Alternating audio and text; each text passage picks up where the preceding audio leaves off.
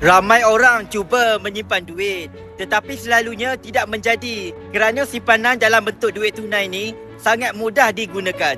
Apabila kita ada duit dalam akaun bank, ianya sangat mudah dicapai, sangat mudah diakses, sangat mudah dikorek pada bila-bila masa kerana kita tahu kita ada duit dan menyebabkan kita rasa nak boros berbelanja.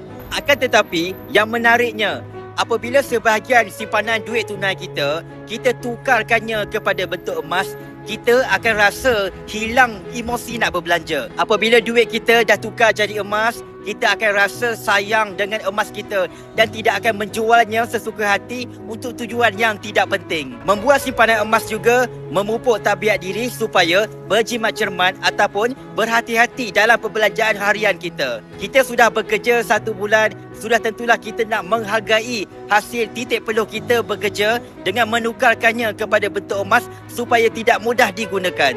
Sebab itu, dengan simpanan emas, kita boleh memaksa diri untuk mengawal emosi daripada berbelanja tak tentu arah mengkayakan orang lain.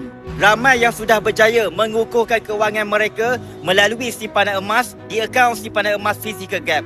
Jadi tuan-puan, ambil peluang sekarang, kukuhkan kewangan kita melalui tabungan emas dengan mengasingkan sebahagian daripada gaji bulanan kita bekukannya kepada bentuk emas. Hubungi Hafizul sekarang bagaimana nak mulakan simpanan emas. Hafizul bimbing sebaiknya.